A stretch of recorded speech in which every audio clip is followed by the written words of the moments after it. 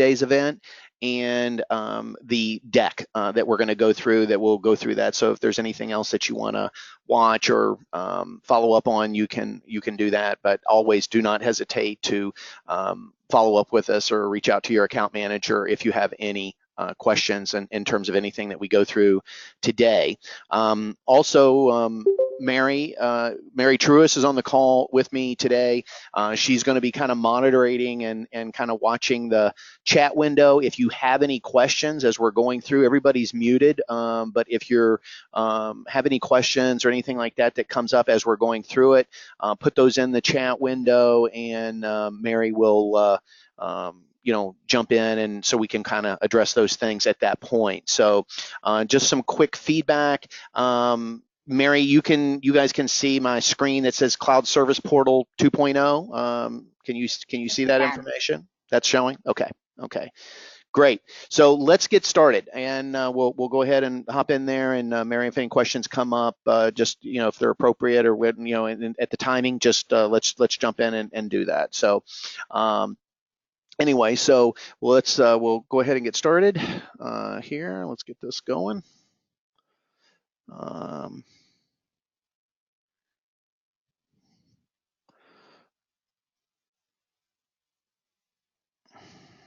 Give me 1 second.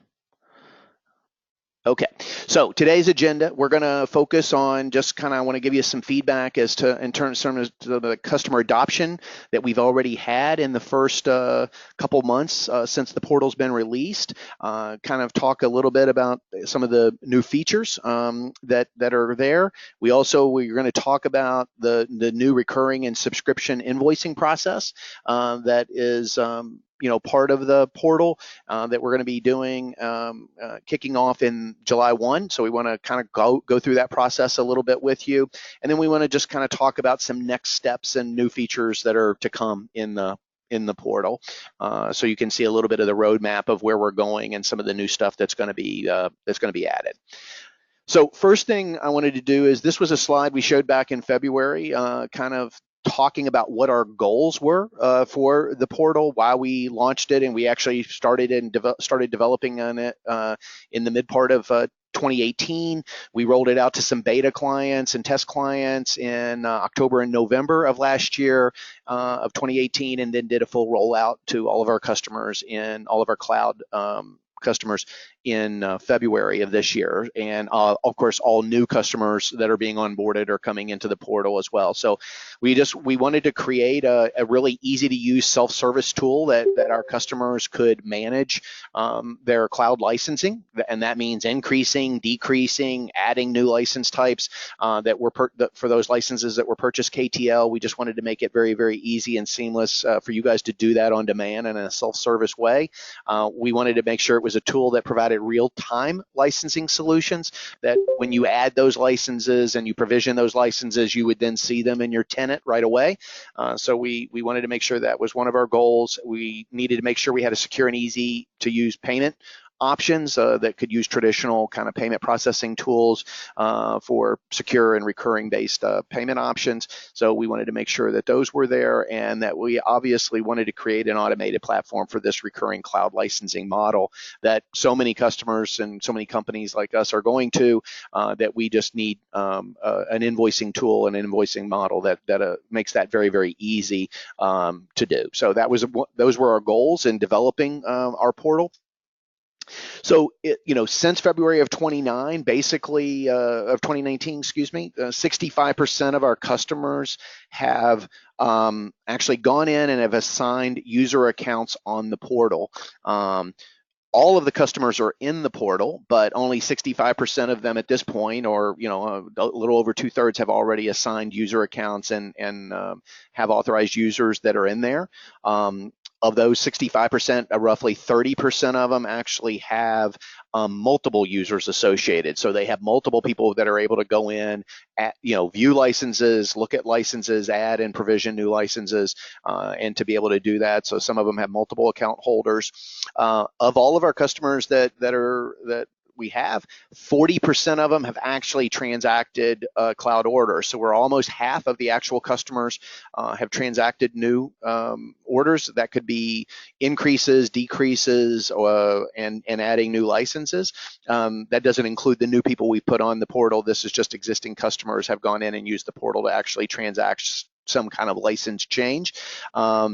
So since February, over 2,200 new licenses or new products have been added. So our customers are going in and frequently adding a lot of new license types. So well over 2,200 have been added since February. And of those, the tool also allows customers to reduce licenses and cancel licenses. And of that, we've had about, decrease the number of licenses because of, realignment or different things like that. So we've had about 400 where the licenses have actually been canceled or decreased. So again, the tool is there and is used to not only add new licenses, but also decrease and move up and down as necessary. The customer feedback's been great. We've had a lot of very good feedback regarding how pretty easy and intuitive it is to use it, to provision new licenses and to add the things that they need to add, and that it's much easier than before, which was, call or email Steve, Mary, or Disha and say, hey, I need to add licenses, and then we'd have to go through some, process, a couple step process to go ahead and do that. Now the tool is there and makes it very, very easy. And a lot of the new customers that we're talking to, really, when we demo that, they really like seeing that the ability to have this portal and be able to self-manage that. And that's really our goal, that we make it much more easy for our customers to transact and manage their cloud licensing as easy as possible. So the feedback's been great. We've had some good suggestions, and some of the new features that are in the system are based on some feedback from the customers, and we want to continue to encourage that. So quick overview, obviously the URL is csp.ktlsolutions.com.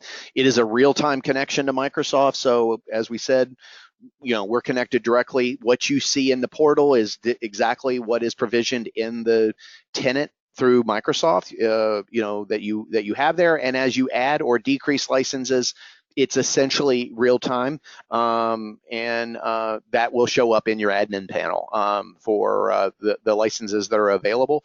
So just to see that, and that information is being fed directly from Microsoft. Through the portal, you can, depending on your customer type, you can manage commercial licenses. You can manage, if you're a nonprofit company, you have the ability to manage nonprofit SKUs and nonprofit licensing. If you're an academic or an EDU customer, you can have academic and EDU SKUs in there. And for some of our government customers, only those that are in GCC, those licenses are also available those will show up in your portal, and you can also manage and self-manage your licenses in the GCC tenant. GCC high cannot be done through CSP right now, so you don't have that option to be able to do that. Additionally, you can only view or manage license on our portal that you purchased through KTL. So if you have licenses that you've bought either web direct, meaning directly through Microsoft, you've gone on their site and done that, or you have an EA agreement, or you've purchased them through some other partner, you cannot manage those licenses through our portal to do that.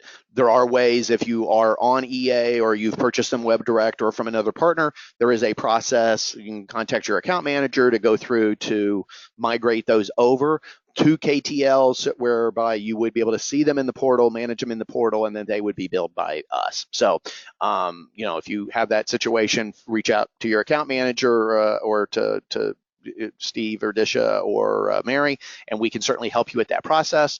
And we have secure payment options for the new and the increased license counts, and we're going to talk today more about the invoicing and payment platform for the renewing for the recurring invoice renewals on the program. So anyway, so just want to give a quick overview for some of you that are new, that were new and weren't on the original one. We felt like we should just start with a little bit of a baseline here in terms of kind of what's going on has been going on and what our goals were with developing the portal in the first place. Okay, so next thing we wanted to talk about, I'm going to get into a demo of the system, but we wanted to talk a little bit more about the recurring invoicing model. So today, as you guys log into the system and you want to add or increase licenses, you have the ability to add and increase those licenses. You have a payment profile that's in there, and you utilize that, when you check out, and after you've added your licenses and you check out, you are given you pay for those licenses at that point, and those are prorated to your next renewal period, whatever that is, whether you're a monthly billing, a quarterly billing, or an annual billing customer. Those licenses are prorated to whatever your next renewal date is, and you've paid through that date.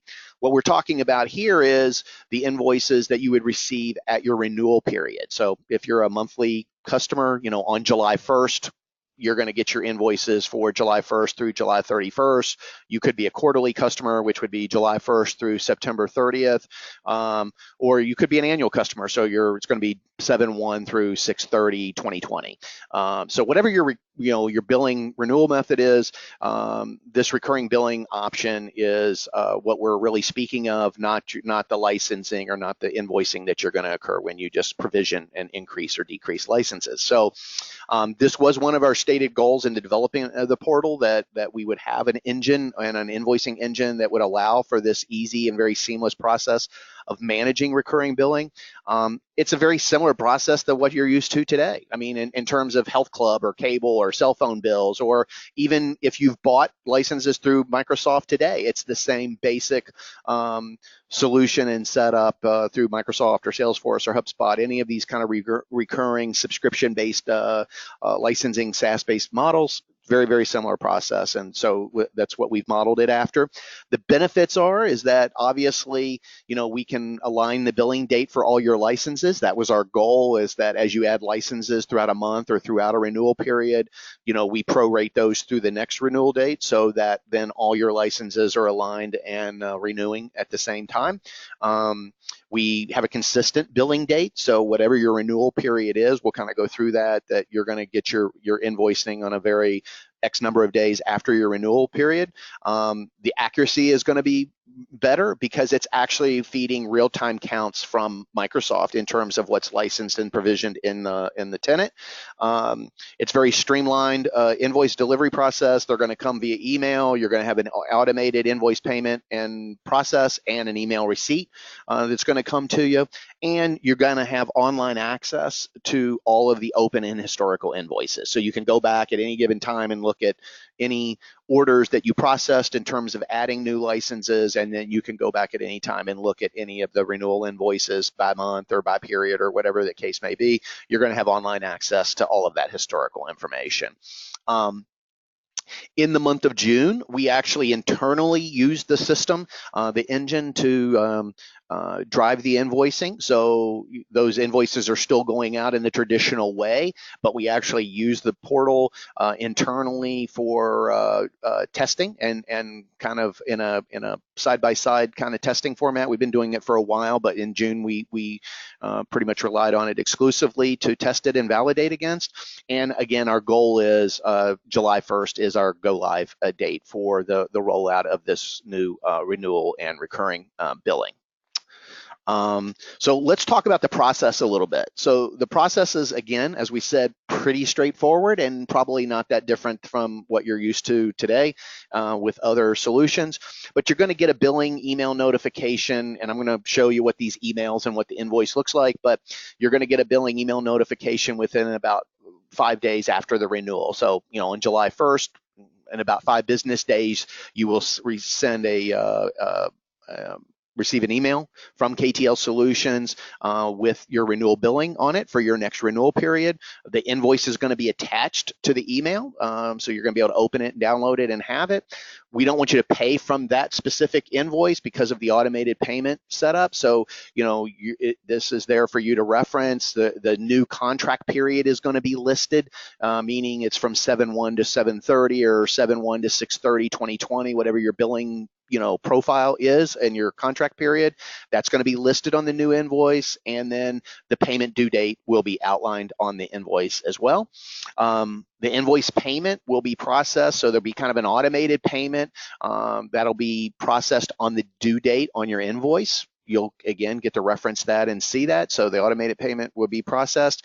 It will be processed through your direct billing profile that's set up in the portal. That's also will be referenced on your invoice, which I'll show you in just a minute. That'll be utilized for the payment. And following the payment date and you're going to receive an email receipt or payment notification, and you'll receive it either way. You're going to receive a successful payment notification or non-successful. For some reason, if you've got your credit card in there and maybe the expiration date changed and you haven't reset it and put in the new information, the new expired date, sometimes those fail, and you're going to get an email notification regarding any kind of failure, and as well, but also get one for a successful payment processing. Okay. So let's just take a look at this is what your sample billing email will look like. You're going to get an email like this. Garrett, who's our developer, you can tell this is his testing account. So this is going to be an email that's come to you, just says your billing statement is ready. It's going to have various pieces of information in here, and then you can see up here the updated information with the actual invoice attached, CSP 00044, has all of that information, so you can click on that and open that email. The email will show you that it's attached. It will also tell you on there that your default billing profile will be automatically charged on the due date. This just happened to be June 17th. So, but your due date will be, payment due date will be listed there. This will also be on your invoice, which I'll show you here. So this is what your invoice is going to look like. So when you click it, open it, it's attached to your email. This is what you're going to see.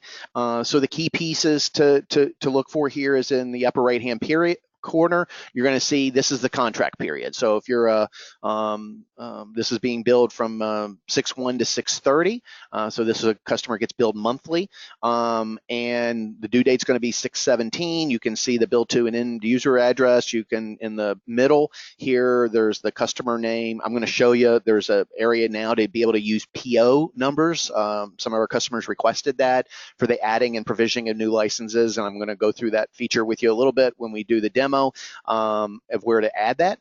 And then the payment terms, here's the listing of actually what licenses are in the tenant and we're billing you for. It shows that it's from 6/1 to 7/1 for the billing period. For that monthly billing, the unit price, the extended price, and the subtotal, and then the amount due.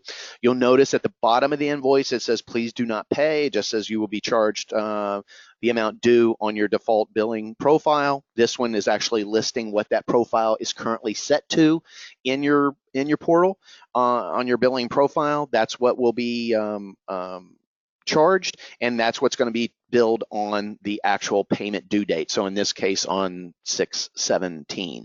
I'm going to show you there is a way also that once this invoice is there, if you wanted to use a different payment method to do that, there's a way for you to go in to the portal, pull this invoice up, and pay the invoice using a different default, using a different payment profile. So you don't, this is, if you do nothing, this is what's going to be charged or what's going to be utilized for the payment, but you also have the option to utilize something different if you want to.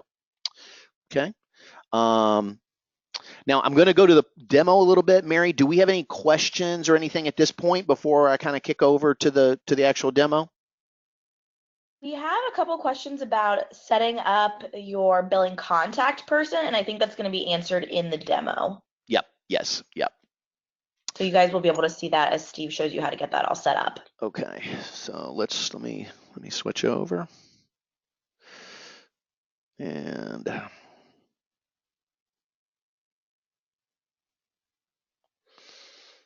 okay, Mary, do you guys see the portal screen, home screen? We do. Okay. Okay. So this is what the new screen looks like. Some of you, I think we recently pushed this out into the production environment. I'm in a test environment right now, but we've got kind of a new UI that's a little bit different and a little more streamlined, and I think a little more user friendly with some of the information, the menu options, and everything over here to the on the left hand side. You have the ability to hide. Hide some of this information.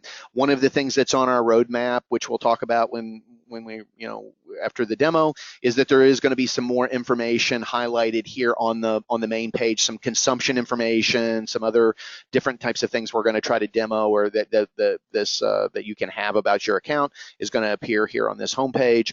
You can also see up here your company information will appear in the welcome Steve. Contoso is the name of our test company, and then you have this information in here. So one other piece that's coming, I'm not going to highlight today, which is in our roadmap under usage, we will be doing Azure consumption billing, which is going to be getting added to the portal, so that for those customers that have Azure accounts and want to be able to monitor and watch consumption and Azure usage in your in those environments, that's going to be starting to be fed through the portal as well. So you will have access to that, and that's currently in beta test now.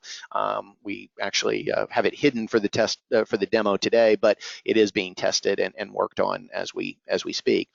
So the first piece is here in the billing profile area. I think in the billing contact information, we will need to get that information from you. And I think currently, that's how I kind of went to sleep. Under here, under the billing profiles. So if let me open this. So you can add billing profiles. I have different ones in here. This is all of a sudden running slow again. Let's see. So we've got the different billing profiles, and this is in here when you set up these profiles. In this email section here is where the emails would go for invoices and for payment notices. So in setting this information up is where this gets is where this payment notifications and everything are going to be sent. This has the ability to create credit card accounts and also ACH accounts. There is a little bit of a process to go through for ACH. If you want to set ACH up, that as you walk through this process, it tells you that process that you have to go through in terms of verifying and validating the ACH information. That takes about 24 to 48 hours, I think, to set up an ACH account. That is kind of a preferred billing method. We like ACHs. A lot of our customers like ACHs as opposed to the credit cards, but we can handle either one in the billing profiles. Okay. Steve, we have a question here about credit cards and security. Do you want to just kind of explain our secure credit card process? Yeah, the credit card information. This, we're hosting this in Azure. All of our processing of the credit card information is being validated and handled and stored through Stripe. We don't we're not storing this information in our site. It's actually being handled and managed through Stripe. So all of the ACH and credit card secure payment processing stuff is being handled through them. Great, thanks, Steve. Okay. So in any event, that's why I think when you see here back to the profiles, it's not even showing in complete credit card information. So that information can be updated and handled. Okay, so let's go through the process real quick here of, well, let me go back to the billing and just show you. So here is the area where you can see order history. So as I said, you have online access to all of the historical information of all orders and that you've processed through the system by date, with the totals, you can open those up, and this is some testing that I did here. So you've got the order information, the licenses were provisioned, so it kind of gives you some information. You can actually download those. I'm not going to do it here, but you have the ability to download these to a PDF so that you can, download them off the site and have access to them if you need to give them to other people. If you, this is all your invoice history is here, created date, due date, paid date, all of this information is here. Again, you can also open those, and you have a download option to be able to download all of those invoices as well. And then if you had any open invoices, if a payment had been, you had an open invoice that's in there, you would be able to see those as here as well. And it would show you your default billing option that's set up and to used for the payment of those here. This customer in the test environment, we don't have any open invoices at the moment. So for most of you, the invoices, the only open invoices that would be in here would be those invoices that if it was like July 10th, a new invoice had been created on 7/5 for your upcoming renewal period, that would show in here as an open invoice. The due date was going to be whatever the due date is that's outlined on your invoice. And this is where you could come into those open invoices, open that up, and choose a different billing option to be able to use other than the default billing option that's in there. You may want to do a different credit card. You may not want it to go be ACH. You may want to do something different, but those options and the ability to do that on any open invoices is there. Okay. Okay, so I think a couple things here we wanted to show you is over here to the left. When you click on store, you see the two options that are either subscriptions or offers. If you click on subscriptions, you can see here, this is what you currently have in your environment. So this looks a little different than what you've seen before. We have actually included logos of the actual products that you're using that you've licensed and provisioned in the tenant. So it's just that's in there, but you definitely see your products that you've provisioned, the number of licenses, and what you have in there. In addition, so under Office 365 E3, it shows here that what your current price is, that you have 14 licenses, and you have the ability to do two things at this point. In many of these licenses, you have the ability to add and remove licenses, meaning I now need 20 licenses of E3 because we've added and we've grown, and I need to add some additional users. But you also have the ability to add offers. So if you're in Office 365 E3 or any of those options, you'll see if there are add-ons that are available. You will have the ability to just click add-ons, and you can then put add-ons into that licensing plan. So I'm gonna just go through a couple of things here to do that. So you can, let's just say I need Office 365 Advanced Threat Protection Plan 1. There are some descriptions in here of what those are, what the plans are. They're pretty good, but sometimes you still will have to go to the website to maybe get more detailed information, or obviously contact your account manager or contact us if you need more information on what the licenses are. But if you said, look, I need to add Office 365 here, and I want to add some audio conferencing SKU licensing. If you click here, you can add those offers to the cart. Why are those not adding?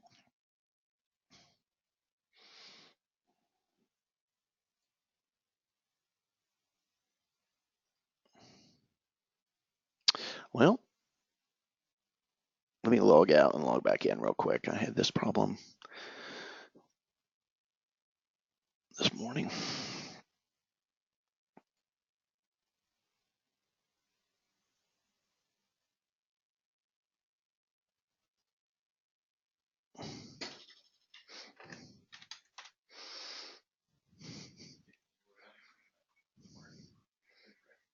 Oh, really?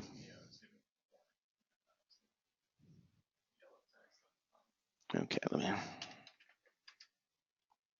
So Steve, while you're signing back in, there's another question here that I can answer, Great. which is, When you're provisioning licenses, how long until those licenses become active and you can assign them to users.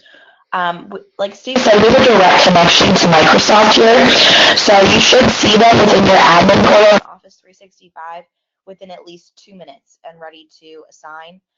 We haven't seen it much longer than that, but of course, if Microsoft is having an issue with their admin portal, that would reflect in assigning licenses as well. But in general, you can see those licenses within 1 to 2 minutes.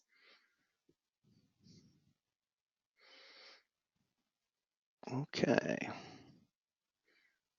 So let's give this a try now.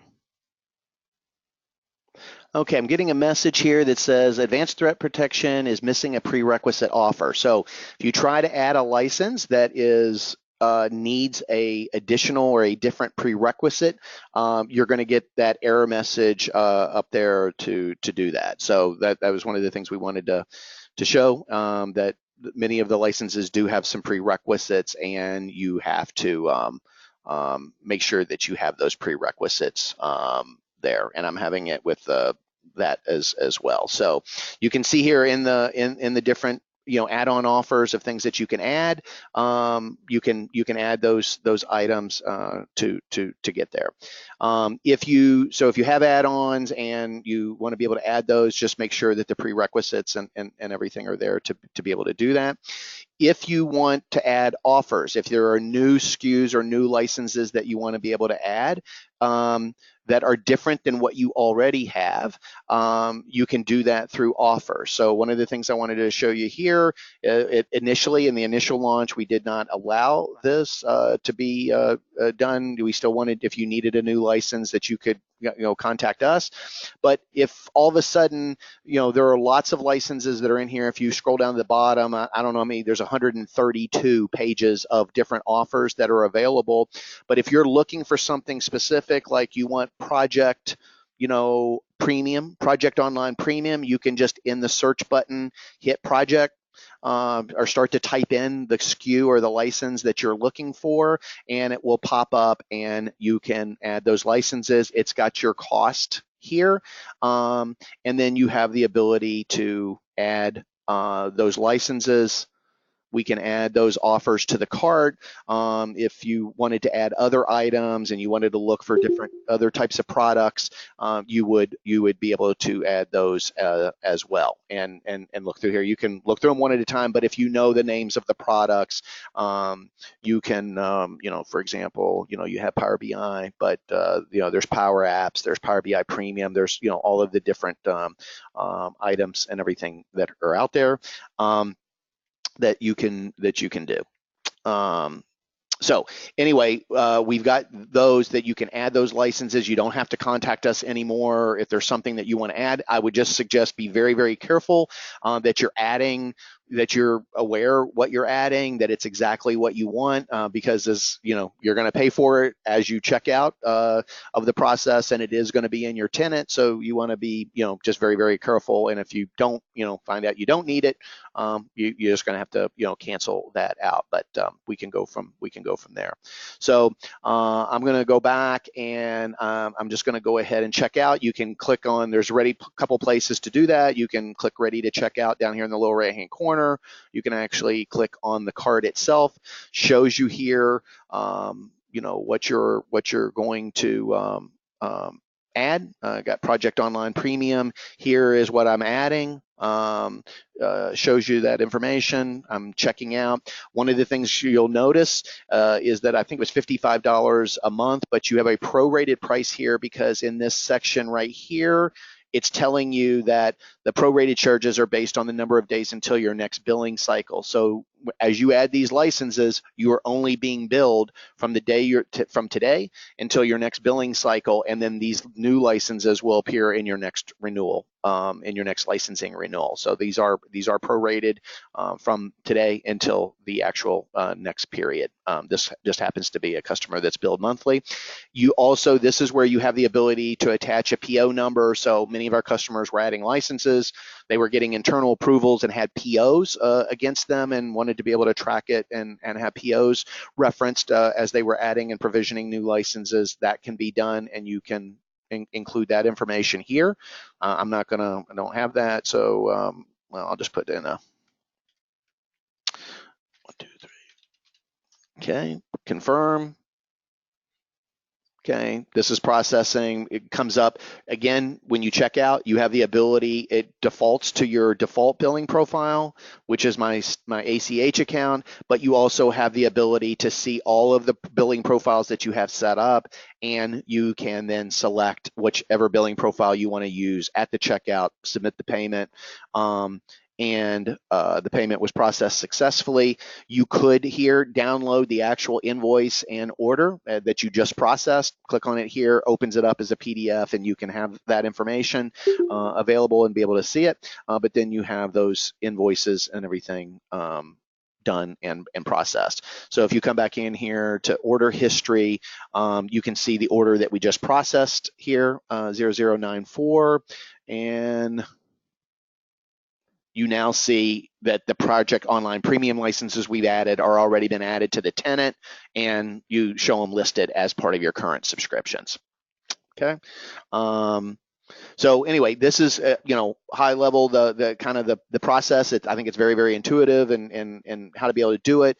You have the ability to go into existing subscriptions and add and increase and decrease, add on offers, as well as look for new licenses and new offers and licensing SKUs that you may want to add. And I think the search option makes it very, very easy, because with 100 and something pages or different SKUs, being able to go find exactly what you're looking for is very, very helpful.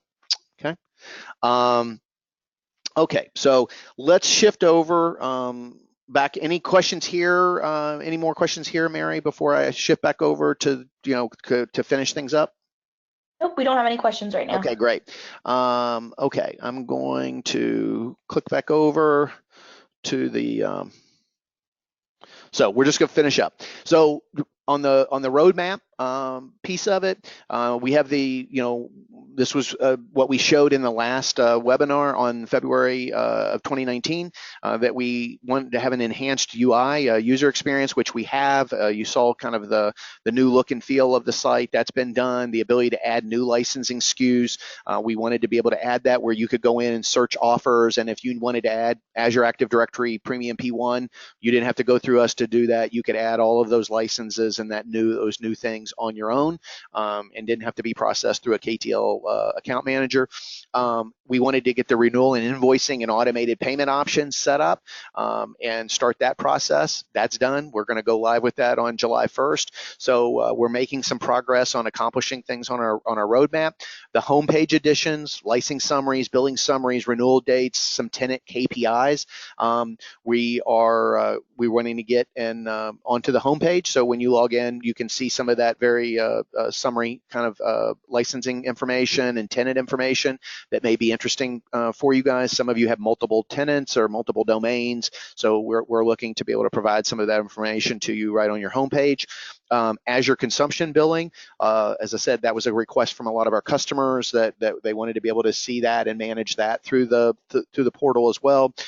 That's currently in testing, and we don't know. I can't say when we're going to get it released, but we're testing is going pretty well right now, and we're working through things. So there will be some beta testing with some of the customers, I think, in July, and then probably a broader rollout 60 to 90 days after that.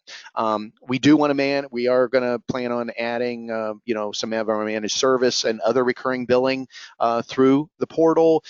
We also want to give the ability so that as admins, you would have the ability to log in and add users and manage and adjust some of the billing and information a little without having to come through us to do that, and we are trying to provide some more self-service admin capabilities. New user email, so as new users are added, if you go in and add a new user or we add a new user to the portal, that those users would receive an email notifying them that they've been added to the portal, allowing them to log in and validate into the portal themselves, and then any other user recommendations. So as I said, a lot of what you see today, we showed today, is based on some new feedback from customers, and so if you have recommendations, please feel free to we want to encourage you to share those with us. Next steps: if you're a current cloud customer with us, make sure you reach out to your account manager or Disha Patel to add designated users to your account. We want to get those added and set up so that you can start provisioning these licenses. Make sure that you've got your default billing profile set up and that that's what you want to use moving forward. If there's any questions on this, please get a hold of your account manager and talk through this so that we make sure we have your account and the billing profile. And if any questions regarding the new process that's going to start in July, feel free to reach out and we can talk through that with you. And obviously, we want you just to be able to start managing your licenses, adding, decreasing, adding new licenses as necessary. We wanted you to use the tool. For some of you that aren't KTL customers yet, contact an account manager and we can, start the discussion about moving to the cloud or moving and migrating any licensing that you have not with KTL that's maybe on a web direct or through a different agreement or another partner. If you need any help with that and you want to be able to use the portal to do that, contact us. So anyway, that's it for today. Mary, any questions before we let everybody go? Is there anything out there at this point? There are more questions here, but if anybody has any questions as you log into the portal for the first time or in the next coming days as you're thinking about it, please reach out to your account manager or to Disha, whose email is here on the screen, and let us know. Great. Thank you all very, very much. Appreciate your attendance. And as I said, after this, the webinar today, we will be sending out the deck that we went through, the presentation deck, and the recording of today's session. Thank you again, and we appreciate your business.